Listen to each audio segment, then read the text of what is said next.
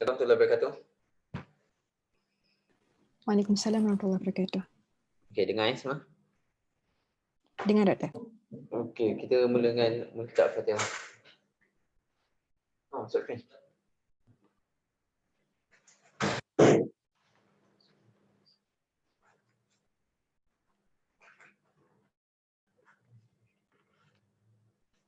Sekejap.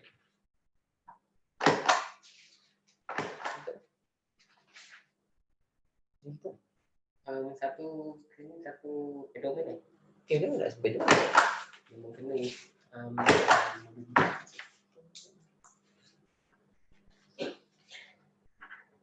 Okey. Okey, alhamdulillah wassalamualaikum. Okey, so hari ni kita akan belajar neurological examination online. So minta semua orang turn on your video. If possible lah, unless kalau you memang tak boleh. Okay. So in general, you guys second block kan? So waktu sebelum ni IM kan? Yes, so doktor. Dah belajar neuro exam kan?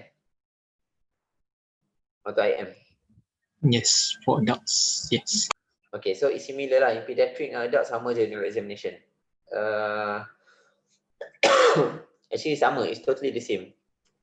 Except for the instruction that you going to give to the child lah, macam lain sikit, you have to adapt. But otherwise it's similar. So again, it's always start with inspection, and then from general inspection from backside, and then close inspection, and then followed with specific test lah. Depending, you nak buat assessing the motor, assessing the sensory, assessing the cerebellar,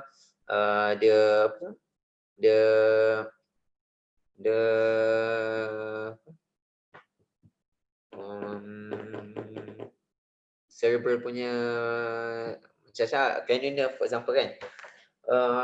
So today I don't think I've got time to cover all of them.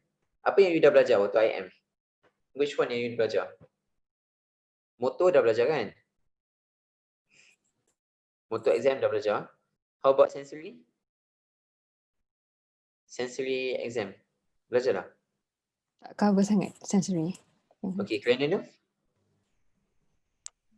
Dah kan? Dah. Cerebellum? Cerebellum dah? Belum. Hari tu cranial nerve je mostly. Okay. So cerebellar saya tak sempat nak ajar. So I ajar you motor je lah. Motor apa dengan lower motor.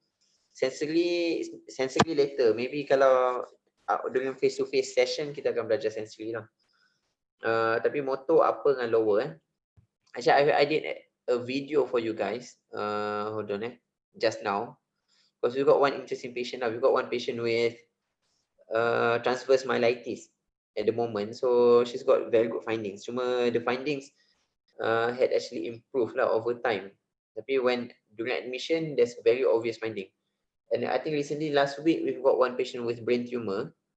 That one is very interesting findings. She's got, if you do cranial nerve examination on that child got very obvious findings. Dia ada bitemporal hemianopia lah. For this child is mainly motor and also sensory punya findings. Sensory I tunjuk motor je. Sekejap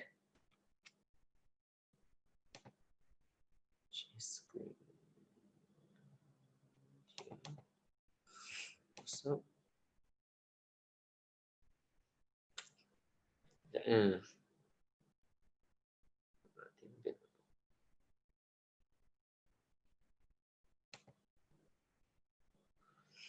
okay. So, this one.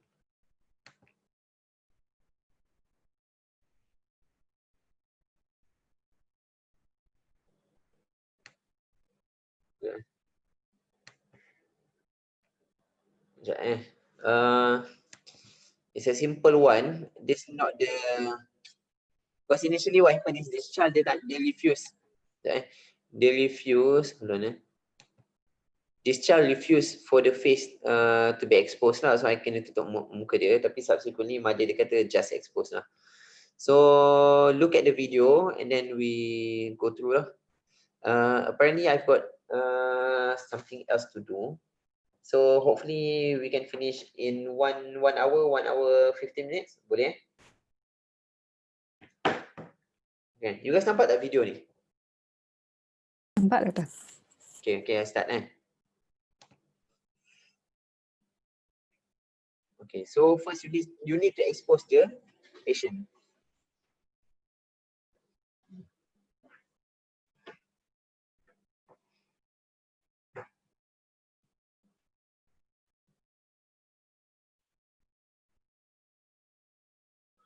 You look for muscle wasting, for contracture, abnormal posture, abnormal movement. Okay.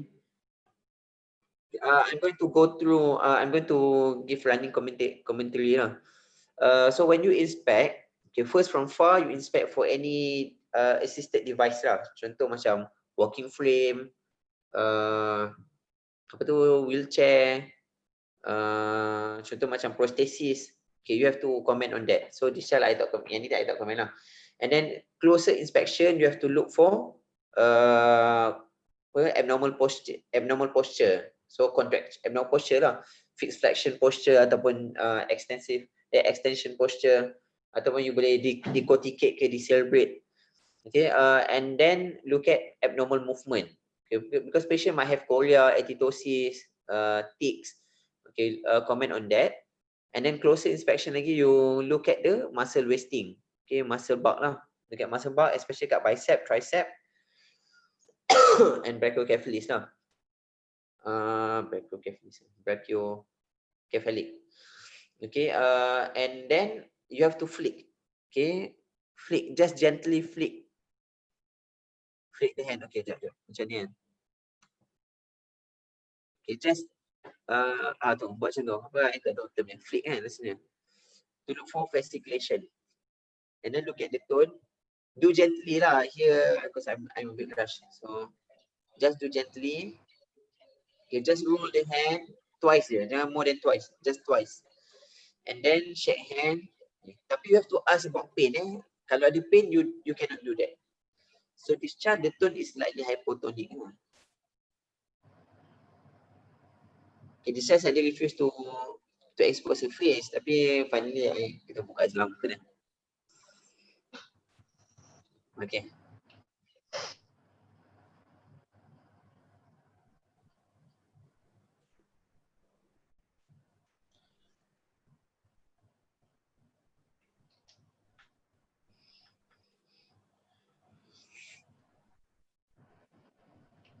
Okay, make sure dia tolak guna tangan rather than, make sure the child push using the forearm lah rather than the shoulder. Okay, this child dia push using the shoulder. Sometimes you have to hold the shoulder to make it still lah. Okay, because you are assessing the elbow extension. Okay, this are you assessing the elbow extension.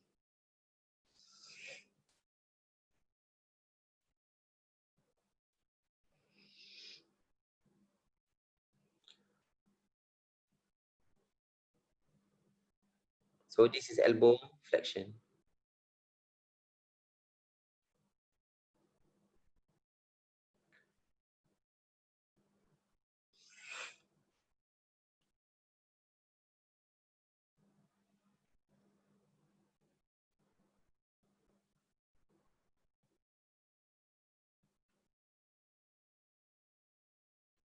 See, this child has very weak distal muscle.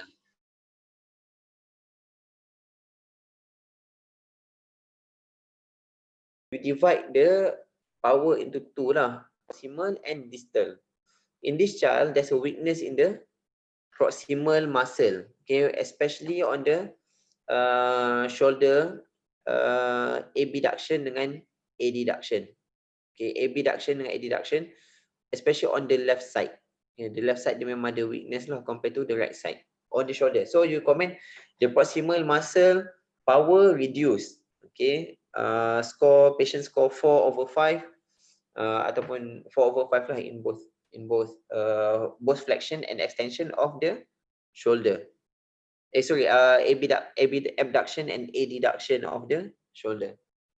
And then dia punya flexion, dia punya elbow extension dengan flexion both are weak. Okay, so you kena cakap lah berapa 3/5, 4/5 or 5/5. Then look at the distal Look at the distal. Okay, it's very weak. The distal power is only 2. It's only 3. Okay, it's against gravity, so it's only 3. Okay. And look at the reflex. So remember, first tone, then power, and then the reflex. Okay. You boleh ketuk 2 kali je. Jangan ikut You boleh ketuk 2 kali saja. Okay, don't tap more than twice. Okay, this is quite breeze reflex That is considered breeze lah.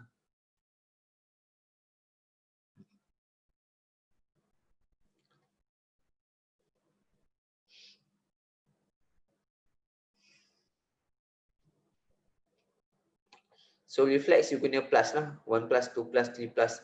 2 plus is normal. More than normal is 3 plus. Breeze is 4 plus. Okay, macam ni this is considered 3 plus lah at least. On the left side is actually 4 plus. On the right side is 3 plus.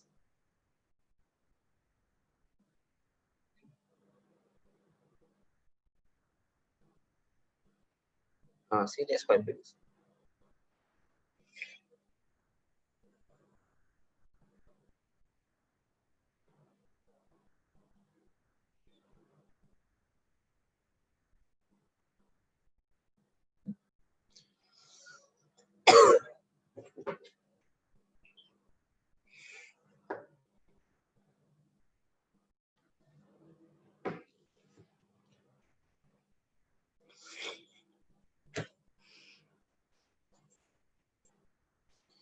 Okay, so that's it lah. So power, dia start dengan tone, always start dengan tone, power, reflex. And then you should assess the rest lah. Upper limb sometimes you may have to assess the cerebella juga lah. Okay, now is lower limb. Okay, exposure, okay, remember exposure for upper limb, kena expose the whole hand lah, the whole upper limb sampai shoulder. Lower limb kena the whole lower limb up to proximal thigh. That's it untuk upper limb. Ada soalan tak? Guys, ada soalan?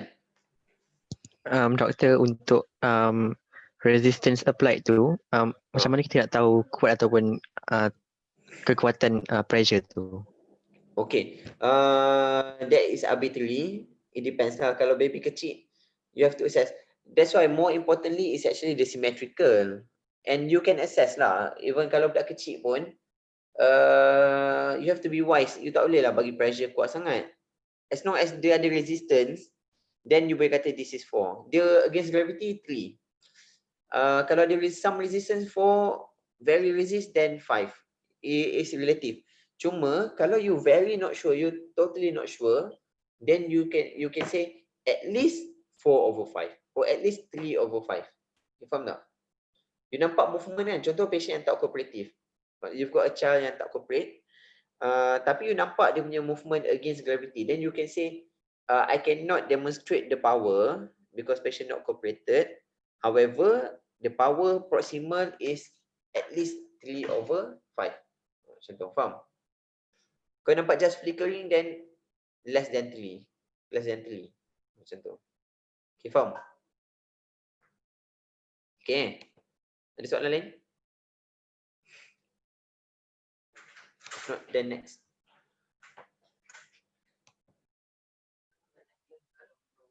Sekejap. Apa dia? Yang Edward kita transfuse tu, minggu ni kita nak bagi full smart line. Kena bagi. Semalam tak bagi ke? Kan? Kena Waktu bagi. FFP semalam waktu transfusion tu dia tak bagi. Kan semalam bagi blood dengan FXL dengan FFP dia bagi. Tu yang ni saya nak bagi.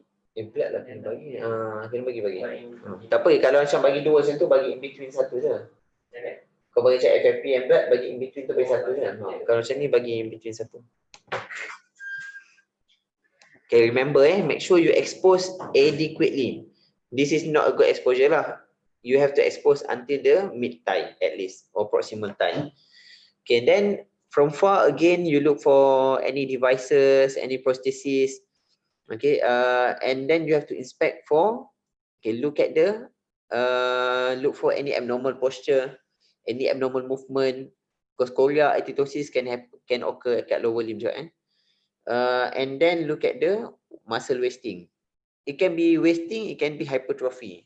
Untuk patient yang ada Duchenne, yang ada lower motor neuron kan, muscular punya problem lah especially, you have to look for calf hypertrophy.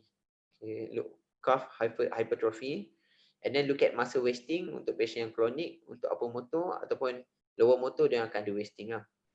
Lepas tu look at the plantar arc tu. Plantar arc, kalau ada high plantar arc, then possible patient ni ada di peripheral demyelination, demyelinating disease lah. Peripheral punya motor lah, motor problem. And then look also for scar. Kat mana scar nak tengok? Kalau lower limb examination. Hey guys. Hello. Korang dengar tak? Dekat thigh kot doktor. Thigh operation apa buat kat thigh? Patah tulang. Alah, patah tulang kan ada neuro, tu ada auto. Neuro. Okay, you kena tengok untuk especially in pediatric lah. Especially patient ada CP kan, ada CP ataupun patient ada low motor neuron pun. Look at the Achilles tendon. Okay, kita panggil contracture lah. Achilles tendon release, tendon release. So kalau patient ada severe contracture, we may actually do operation. Kita lengthening lah, kita lengthenkan dia punya Achilles tendon. So look at the Achilles kat belakang ankle tu, kat posterior ankle. Look at that side for any scar.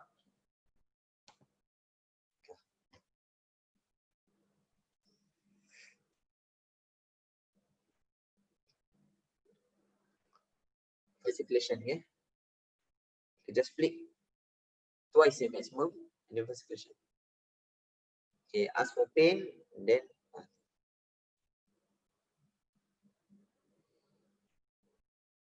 slightly hypertonic lah, dia taklah hypotense lah, tapi it's hypertonic. Ni memang hypertonic. On the left side is more hypertonic than the left side.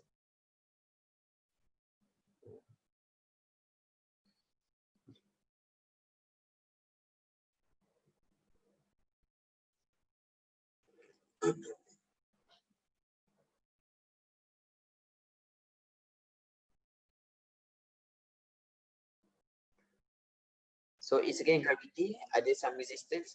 So okay.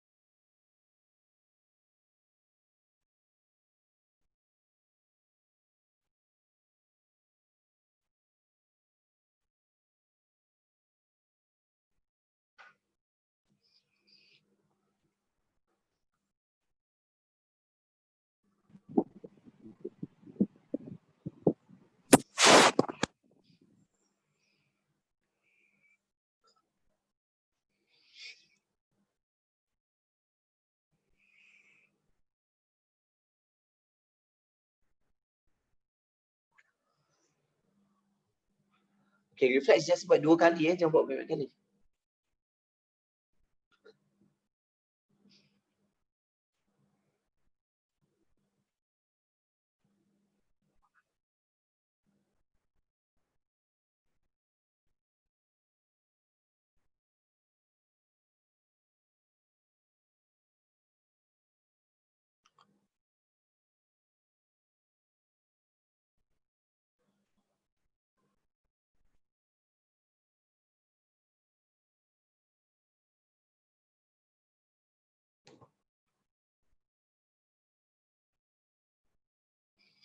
Yang ni susah sikit lah.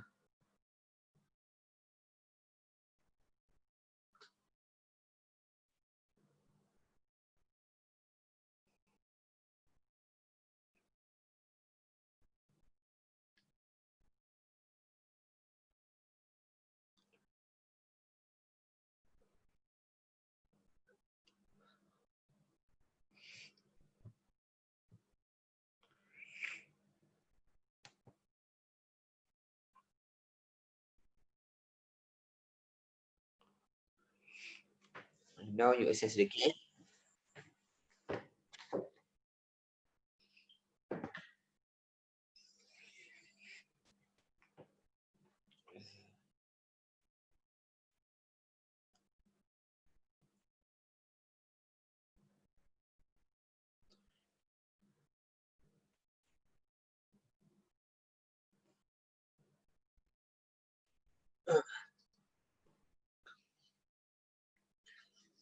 So the gait is abnormal, this child. I think because the left side is weaker than the right side. So dia memang tak apa-apa. The gait is not normal. So you first walk normally and then walk on the long straight line. Okay. When you assessing gait kan, you have to look at the patient from far lah. Okay. You need someone to assist the patient from the back. Takut dia jatuh. And then you look at the leg, the lower limb and also the upper limb. Okay. Because upper limb will give you more findings than the lower limb. Okay, then you assess, okay, move straight, walk usual, lepas tu walk on straight line, and then you walk on heel toe. Heel toe I tak buat lah kat sini, tapi walk on your heel. Okay, and then walk on the side, and then walk tiptoe I tak buat. And then this is fork test kita panggil. This is the toughest lah. You walk with the side of your heel, side of your foot. Okay, that's fork test. Itu yang paling susah.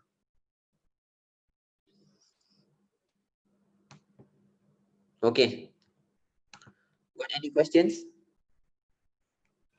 Doktor, Ah. For the walking tadi yang straight line tu, Ah. tu untuk cerebella ke? Untuk coordination tu. Coordination pun boleh, tapi dia macam ni, principle dia kan, when you walk, okay, sometimes especially patient yang dah lama kan, dah lama ada neuro problem, what happen is they can compensate. Okay, they tend to compensate lah. They know how to adapt. So you have to stress them, put them under stress. Okay, these are the aim of this is to put them under stress so that the neurological deficit will manifest. That's why you have to look at the upper limb. Because kalau patient yang ada hemiplegia atau hemiparesis, you know hemiparesis is upper limb worse than lower limb. Okay, that is hemiparesis. In quadriplegia, quadriparesis atau quadriplegia, the lower limb worse than upper limb. In diplegia, the upper limb worse than lower limb, tapi dia ada hand function. So, bila you assess gait, you look at both upper limb and lower limb, you stress the patient so that the neurological findings will manifest. Okay, kalau dia memang ada hemiplegia, for example kan, you akan nampak kaki dia memang dia tak boleh jalan lah. Dia akan start ada the hemiplegic gait on the tested lower limb, on the weak lower limb, and then the hand akan ada this fixed flexion punya posture, the hemiplegic punya posture dekat hand. Dia akan start bila patient in stress kan. Okay, patient with neuro problem, when they stress, the findings will be more prominent. Sama juga macam you assess reflex kan. You suruh diorang clench teeth, semua benda tu kan. To distract them. So sama juga macam tu. Okay, faham tak? Straight line tu you assess both lah, untuk cerebella, untuk balance, and also untuk stress, untuk stress kan diorang. Okay, ni ada questions tak? Doktor, patient tadi positif Babinski sign ke? Babinski, you look at the fanning of the fingers of the toes. You bukan look at great toes. You look at all the toes. Macam this child, dia withdraw. Kita tak panggil dia positif. I rasa dia more to withdraw. Tapi cuma dekat left side ke right side tu macam nampak macam outgoing. Tapi I tak berani nak commit. Because both sides are equal, so I just say equivalent. Equivocal. So because both side equal, cuma nampak macam left side tu outgoing, right side tu tak sure side dia withdraw. Dia geli, so dia withdraw. Tapi you look at the toes tau, you can look at great toes, you look at all the toes, because fanning of the toes, macam fanning. Tu boleh tengok downgoing. Kat outgoing dia macam tu. That's outgoing. Okay, so kalau patient, how you differentiate? Okay, this patient kan, what's your comment from the neuro exam? You think this patient ada apa?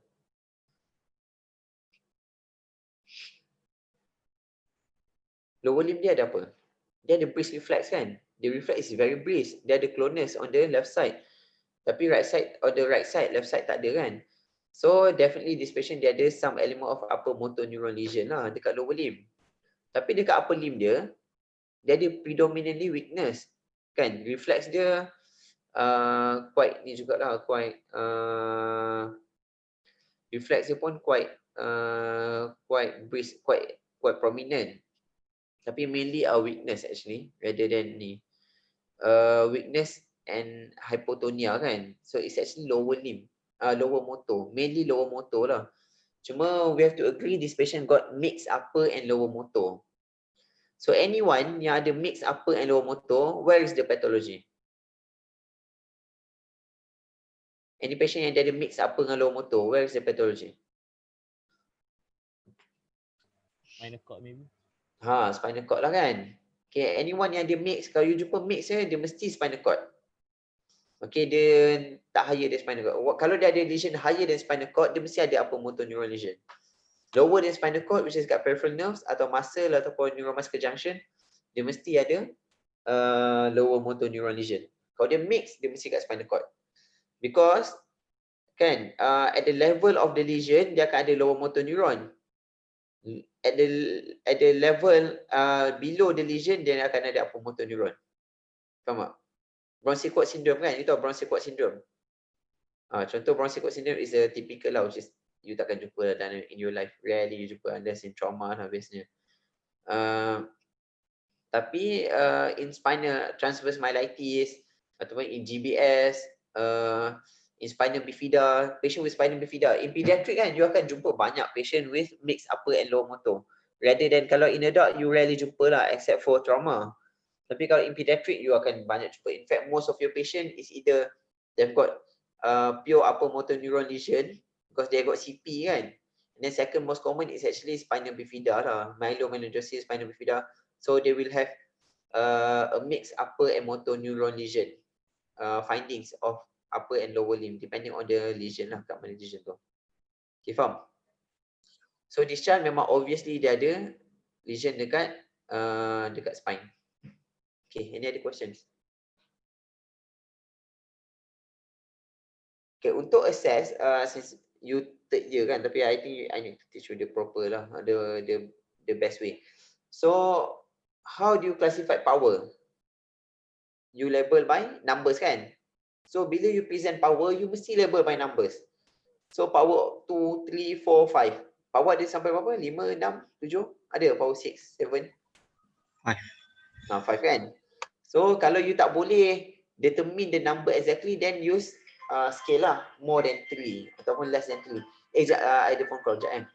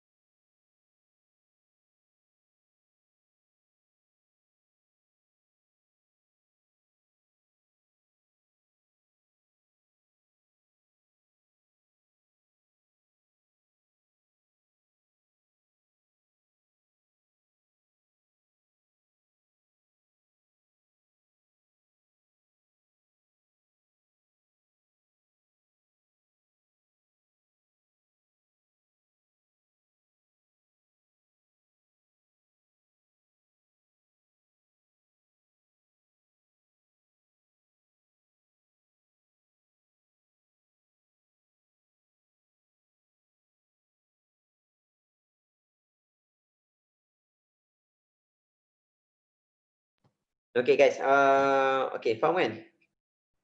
Okay. So in general kan, in neuro exam kan, dia every exam dia ada dia punya dia ada aim lah, aim of the exam kan. For example like cardio exam, your aim is to determine the lesion kan. Okay, which tissue yang lesion. Contoh, is it the endocardium, is it the apa tu? Endocardium means dia punya valve lah, valve or endocardium kan.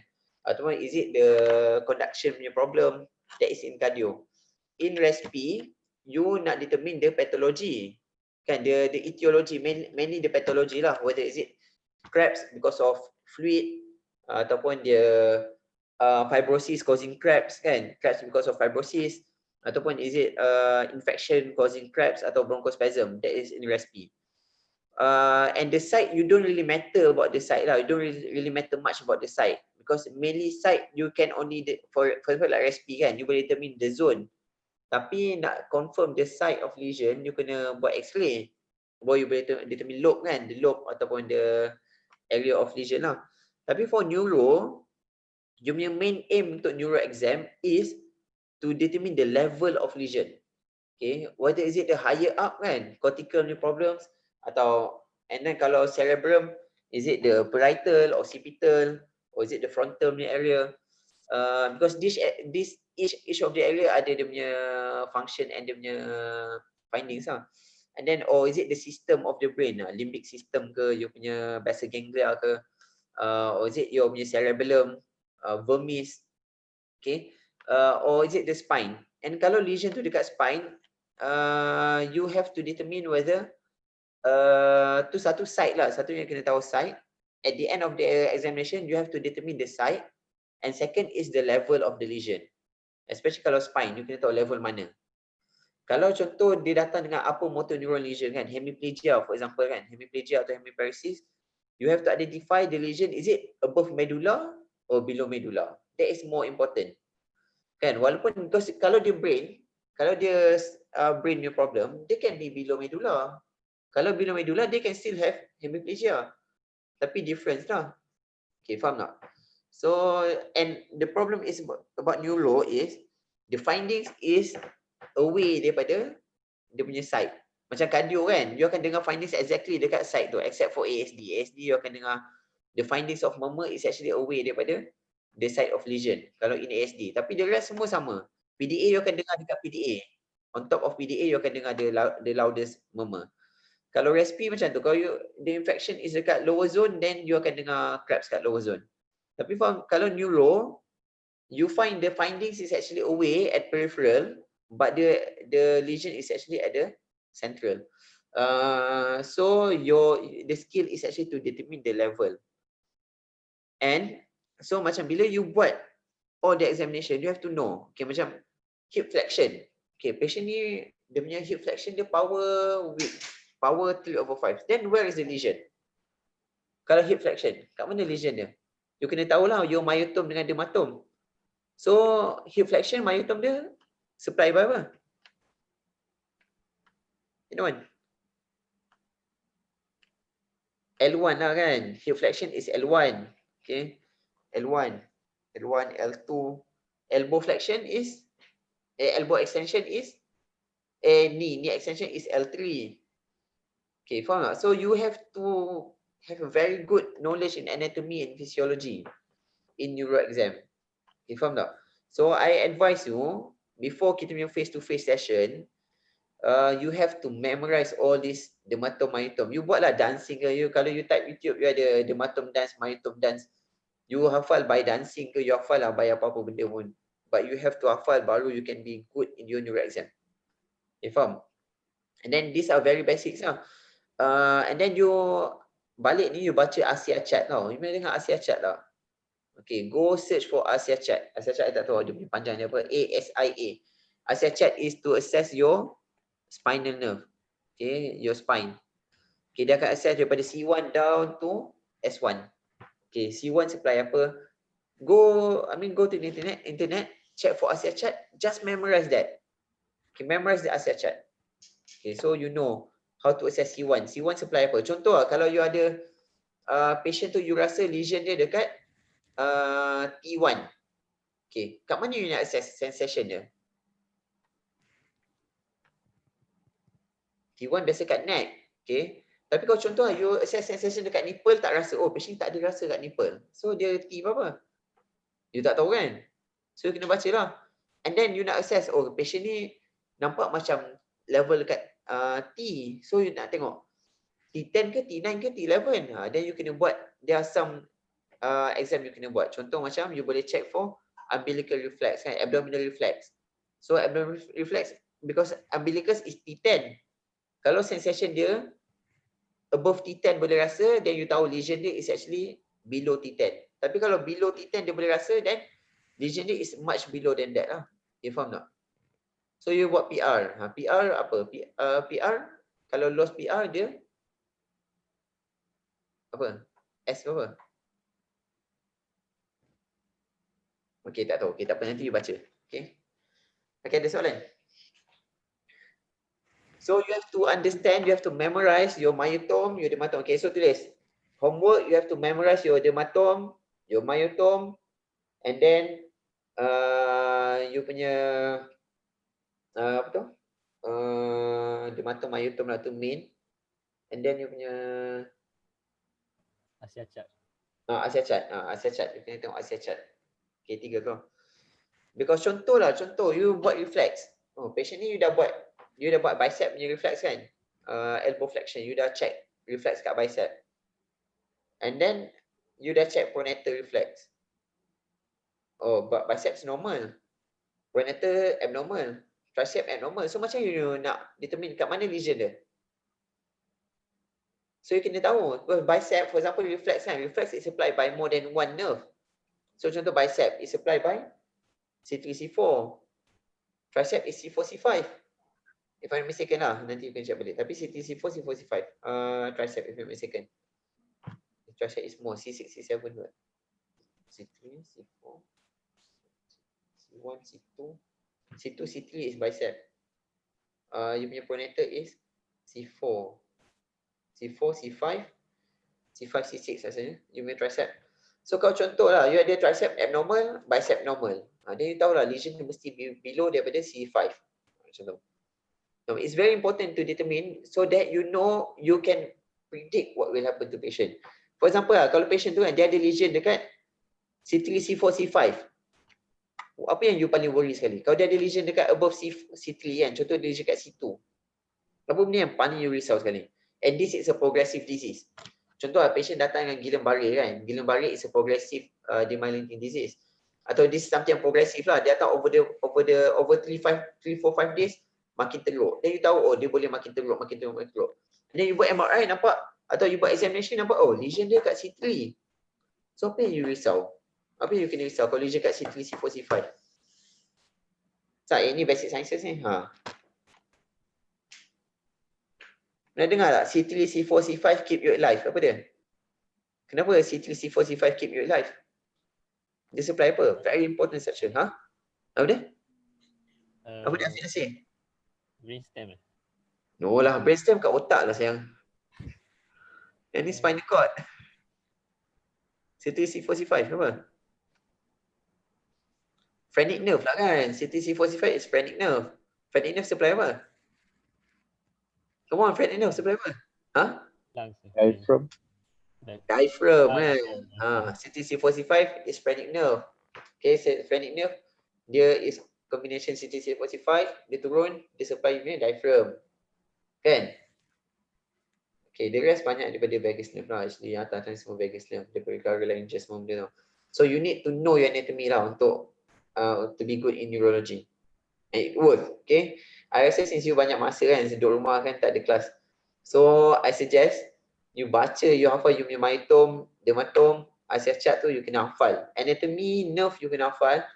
Because if you can hafal all this kan, you become a very good doctor. Very, very, very good doctor. Believe me. Okay. Especially in neuro lah. Okay, ada soalan? Saya dah habis kot.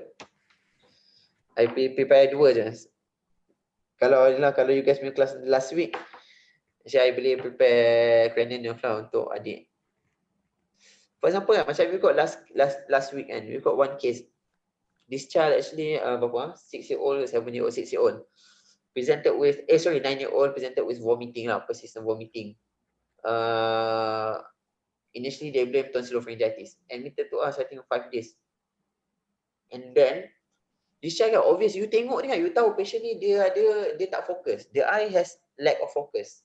Okay, dia tak fokus. Dia nampak macam dia look through the window, look through the door, the wall. Kan, ni what you describe, look through the wall. Nampak macam patient ni tak nampak lah, nampak macam blindness. And then dia memang nampak pelik lah budak ni. I tak examine dia because I tak on call. So bila once I on call, first day I on call, I datang tengok dia kan, budak ni memang pelik. The eye doesn't look normal, there's squint. So what I did, I just do cranial nerve examination. And patient ada obvious bitemporal hemianopia. Tahu bitemporal hemianopia? They lost the temporal side of bilateral eye. So dia nampak narrow lah, narrow vision. They lost the peripheral view lah. Peripheral vision dia memang lost bitemporal both side. Kat mana lesion dia? You tak perlu MRI, you tak perlu CT scan. Patient macam you dah tahu dah kat mana lesion dia. And you boleh predict what is the complication. Tapi problem dia, satu, 5 hari dia masuk ward, tak ada siapa examine. Tak siapa nampak yang dia ada screen. Tak siapa yang bother nak pergi examine this child. Because this child bukannya baby. Dia 9 tahun, dia boleh cooperate very well. Very good child. And yang senang nak buat examination kat dia. And once you dapat the bitemporal hemianopia, you boleh tahu what is the disease. You can, in fact, you can guess what is the lesion. Optic chiasm kan? So optic chiasm ni kat mana? Optic chiasm ni tak dapat tumor optic chiasm. Apa structure yang Pituitary gland. Pituitary gland kan. So patient datang macam ni, confirm, almost confirm ni mesti involve pituitary gland. So kalau dia involve pituitary gland, what do you expect is the complication? Increase ni apa tu? Cranial pressure. ICP kan, okey lah. Increase ICP lah. Increase ICP tu memang kita tahulah, that's why dia muntah-muntah. So yang tu any brain pathology dia boleh increase ICP kan. You belajar Kelly Monroe doctrine lah. Okay, balik ni baca Kelly Monroe doctrine. Okay, ni semua basic sciences saya kena tahu. Kelly Monroe doctrine. Kelly, so like I told you sebab R. So Kelly Monroe doctrine. Okay. Okay. So apa lagi? Lagi besides that? Yang tu is any lesion lah, intracranial lesion. Kalau lesion dekat pituitary, what do you expect? What is the role of pituitary? Hormone. Apa dia? Pituitarism. You akan kacau yang pituitary, hormon lah kan. So apa hormon yang you kena, ni you need some knowledge lah. Tapi apa hormon yang paling vulnerable sekali? Is you punya ADH, you punya posterior pituitary. Yang paling vulnerable sekali lah. Okay. Because the problem is, so kalau posterior pituitary ADH tak cukup, so what do you expect? Dia akan dapat apa? Apa nama penyakit kalau tak cukup ADH? Diabetes. Good. Diabetes insipidus kan? So apa yang nak tengok kalau diabetes insipidus? Apa patient yang akan dapat kalau dia okay, diabetes insipidus apa? Okay, I rasa you tak perlu, you take je kan? So maybe clinical, tak perlu stress sangat lah. So basically bila patient ada diabetes insipidus, dia akan keluar diluted urine tau. Keluar air. So apa akan jadi kat dia? Dehydration. Dehydrated lagi? Sodium dia akan naik lah. Hypovolemia. Hypovolemia biasa tak sangat. Dia isu dia ialah hypernatremia. Kan? Sodium. So budak ni, bayangkan dia masuk ward, hari first dia orang check. 143. No one bother untuk check pun. Dah 5 hari dah buat, baru repeat 154. Saat patient dah ada DI dia punya first day je. You buat, no one, diorang buat UFME, I mean the ward buat UFME, tapi sebab because we treat as tonsillopharyngitis kan, so UFME tu just to rule out UTI. Oh, nampak tak ada UTI, tapi urine HG dia 1.00, very diluted urine on admission. So bila repeated memang diluted urine.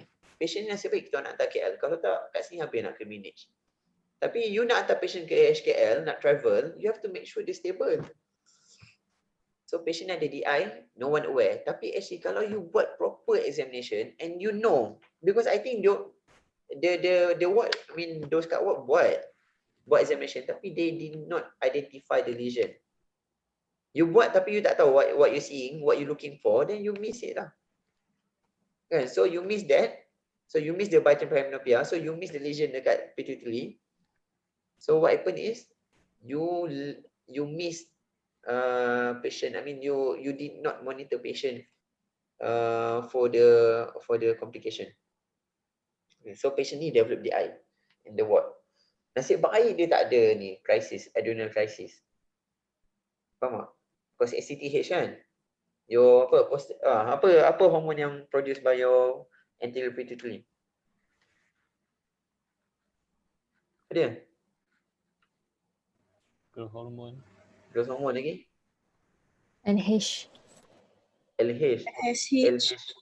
Okay, gonadotrophin kan? LH, FSH lagi? Thyroid stimulating. Thyroid, TSH lagi apa lagi?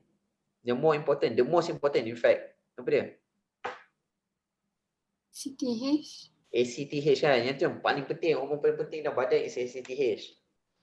Okay, TSH is important waktu baby. The first 3 years of life is very, very important. In fact, the most important. And then ACTH is the most important. Throughout your life, ACTH is the most important. Okay, sebab dia control your adrenal kan. Nasib baik patient tak ada adrenal crisis. Okay, BP, heart rate semua okay lagi. Dah lah tu people kita thyroid. Anyway, so tak apalah. Itu cerita lain. So that's why you need to examine properly, okay? Examine patient properly. You need to know what you're looking for and you need to understand, you need to understand and able to interpret your findings. Okay, at least you know where is the lesion or what is the lesion. Okay. Okay, ada soalan last? Your exam ni dia interesting tapi dia susah. Dia memang susah. You have to practice. Ni tak masuk development lagi. Okay? Doktor, yang untuk check tone tadi, yang doktor goyang-goyang kaki tu, yang first.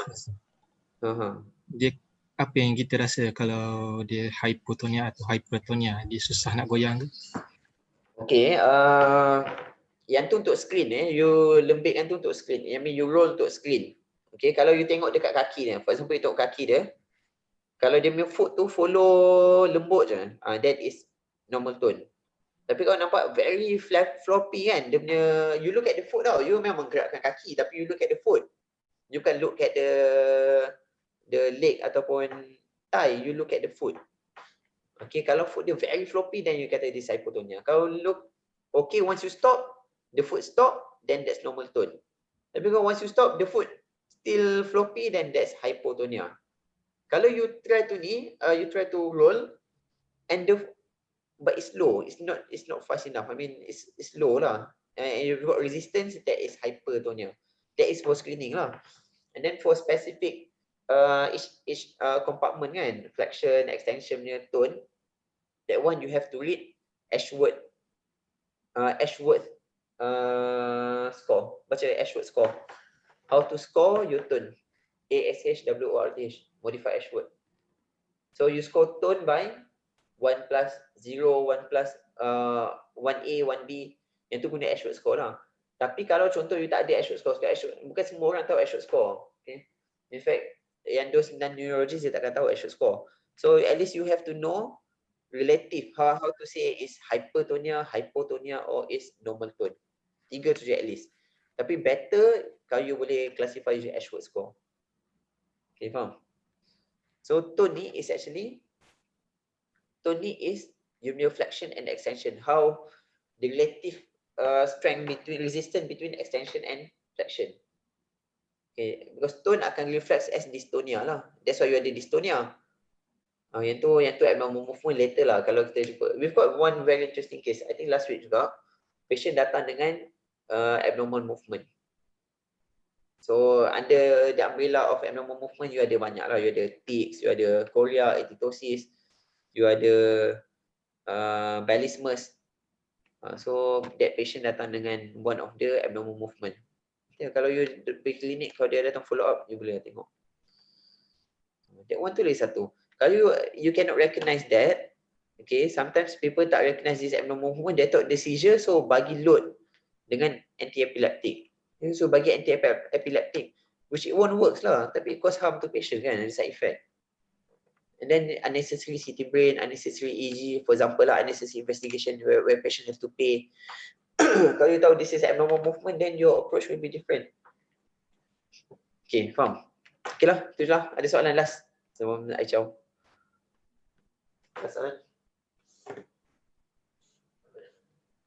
Last, cepat. Okay, tak ada soalan. Okay lah. Tanggungan. Kalau you guys ada soalan, you just text me lah. Kalau you rajin nak jawab, kalau tak, malas saya tak jawab lah. Okay. Tanggungan tasbih kafarah dan suatu nas.